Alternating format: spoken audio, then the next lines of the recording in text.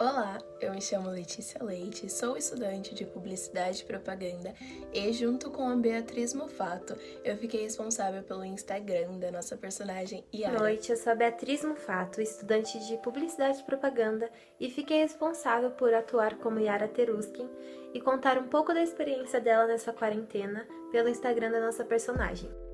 Olá, meu nome é Bruna Ribeiro, eu sou estudante de Relações Públicas e eu fui uma das responsáveis pelas publicações no Twitter. Olá, eu sou Felipe Rodrigues, estudante de Relações Públicas e fui um dos responsáveis pela plataforma do Twitter.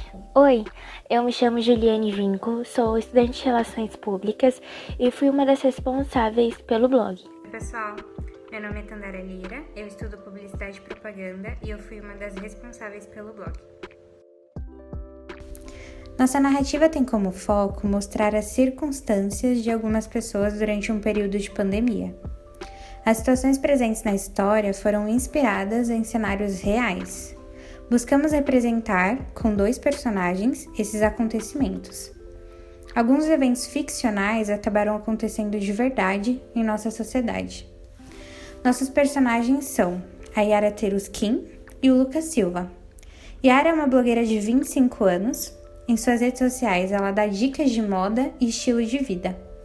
Nascida e criada no Morumbi, bairro da Zona Sul de São Paulo, possui uma família rica e envolvida com o mercado econômico. Lucas Silva é um homem de 25 anos, mora na Zona Leste de São Paulo e trabalha como operador de telemarketing. Reside somente com a sua avó, que já é idosa, e seu filho de 7 anos. Escolhemos 3 plataformas para apresentar a narrativa. O blog é a nossa plataforma principal. Nele, a história é contada com um narrador observador. Através dele, também é possível acessar a rede social de cada personagem. Usamos o Instagram para aprofundar a história da Yara e o Twitter para o do Lucas. Escolhemos essas redes sociais para cada um porque é no Instagram que acompanhamos a maior parte dos influenciadores de hoje e o Twitter, que é conhecido por permitir a vulnerabilidade. Muitas vezes ele também é usado para desabafar fatos do dia a dia e para acompanhar notícias. Nossa narrativa começa com um vírus que conseguiu se adaptar e migrar de uma espécie de hospedeiro para outra. Chamado de Covid-19, ele viu no ser humano um acolhedor para mantê-lo vivo e crescente. A Organização Mundial da Saúde prescreveu para todos os países o início de uma quarentena, com o objetivo de manter todos reclusos em suas casas e assim diminuir os contágios. Algumas pessoas não tiveram a possibilidade de ficar em casa. Lucas era uma delas. Sua empresa não aderiu às medidas de segurança, continuou aberta e sem promover nenhuma política de revezamento entre os colaboradores.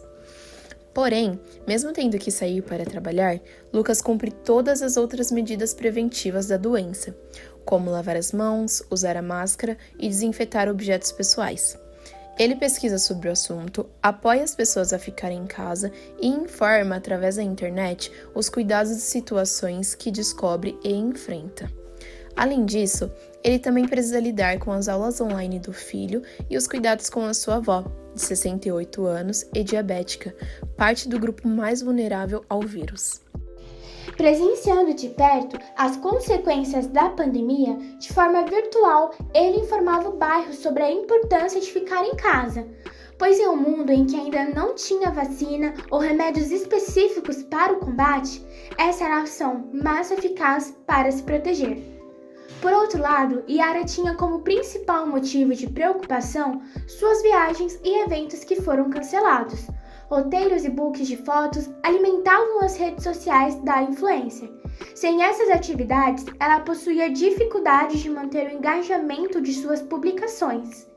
Com a internet de banda larga, laptop e um trabalho que poderia ser feito de casa, sua renda era suficiente para estocar comida e remédios, além do direito à licença médica remunerada. Em casa, apesar de sempre estar online, Yara não tinha interesse em acompanhar as notícias sobre a doença. Uma vez ou outra postava fotos sobre o uso de álcool em gel e a importância de lavar as mãos, porém, somente quando o assunto estava em alta e rendendo curtidas. As únicas informações recebidas vinham de sua família. Eles afirmavam que o fechamento de comércio, dos setores financeiros e as medidas restritivas de circulação das pessoas poderiam ter efeitos piores para o país e a economia do que a própria pandemia em si. Com sua vida sendo exposta em seus stories, ela acabou revelando que não higieniza seus recebidos, não liga para as medidas de prevenções e nem para as orientações de reclusão. Mostra suas saídas e seu dia a dia, não se preocupando com tais situações, mesmo sendo responsável por se comunicar com milhares de pessoas. Lucas, por sua vez, estava cada vez mais certo que, continuando da forma em que estava, ele e seus colegas de trabalho ficavam progressivamente mais expostos à contaminação. Sugeriu então a organização de uma ação para impactar a gestão da empresa. Nisso, ele conseguiu a possibilidade do home office. Já Yara, dentro de um dos seus finais de semana, publicou stories de uma festa que promoveu em sua casa, o que levou o nome dela para um dos assuntos mais comentados do país. A situação rendeu um conflito virtual entre os personagens. Depois de alguns dias em silêncio, decidiu ir a público. Postou um vídeo onde informa que ela e mais alguns outros convidados apresentaram sintomas da nova doença, após a reunião que tiveram. Falou sobre seu arrependimento e confessou que foi imatura e irresponsável. A pandemia não tinha acabado. Alguns países retomavam as suas atividades aos poucos. Porém, o Brasil continuou adiando a abertura, devido à porcentagem de pessoas que não aderiram às restrições e ao número de mortes e infectados que permanecia alto. Yara e Lucas vivenciaram duas realidades em meio a tantos outros presentes no corpo social durante aquele momento. Seguiram lidando com os resultados de suas posturas e práticas. Acompanhe a história completa no nosso blog e redes sociais.